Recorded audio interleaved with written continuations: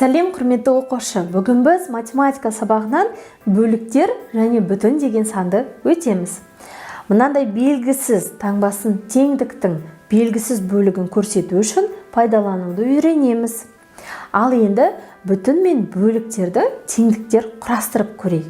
Мысалы, бүтін дегеніміз бір берілген санның толығын біз бүтін деп атаймыз. Ал енді осы санды біз белгілі бір бөліктерге бөліп, бір бөлігін қарастыратын болсақ, ол бірінші бөлігі, екінші бөлігі, немесе сол сияқты қанша бөлікке бөлінсе, сонша бөлігі болады. Ал енді келесі тапсырма. Құрылысқа саяхат. Құрылыс материалдарын қарап шық. Егер бүтін мен бөліктерді анықта, теңдік құрастыр. Ал кәнекей, бірінші біз кірпіштерді көріп тұрмыз. Кірпіштің жалпы бүтіні 15. Ал енді бірінші бөлігі 8, екінші бөлігі 7. Ал енді қандай өрнек құрастырамыз? 8 қосу 7 тең 15. Бұдан қандай қорытынды шығаруға болады? Бөліктердің қосындысы бүтінді құрайды. Қосу белгісіз компонент тең 7. Теңдігінің бір бөлігі белгілі, ал екіншісі белгісіз. Бұл жағдайда не істейміз? Қараймыз. Жалпы бөлік бізде 7 болып тұр. Бір бөлігі белгісіз. Екіншісін табу үшін біз бүтіннен бір бөлігін азайтамыз. Яғни 7 азайту 5 тең 2. Екінші бөлік 2. Ал енді тексереміз. 2 бөліктің қосындысы 7 шығу керек. 5 қосу 2 тең 7.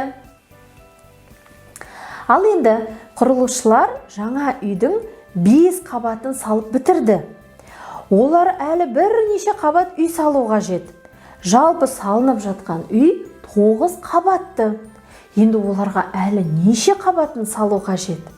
Сонда енді сызбасын сызайық. Жалпы бүтін бізде 9 қабат болу керек. Оның 5 қабатын салыпты. Ол бірінші бөлігі. Ал енді мына екінші бөлігі бізге белгісіз. Ал енді екінші бөлігін қайтеміз?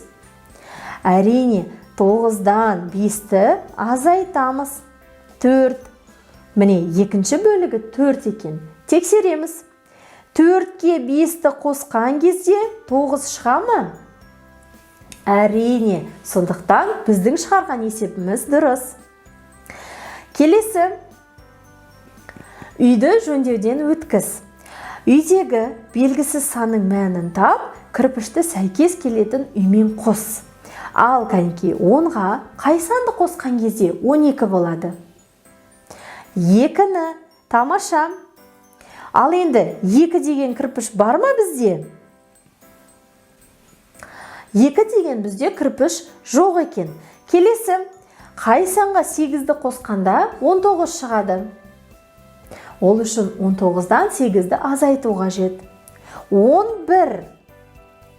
Бізде 11 деген кірпіш бар. Сондықтан кірпішті керекті үйге қарай бағыттаймыз. Келесі тапсырма сызба бойынша теңдіктер құрастыр.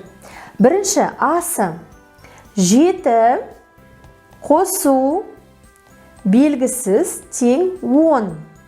Табу үшін не істейміз? Бүтіннен бөлікті азайтамыз. Тең 3.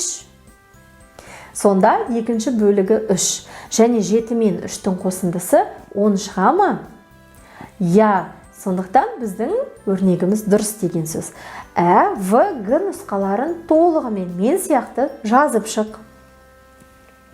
Осымен бүгінгі сабақ аяқталды. Келесі сабақта кездескенше.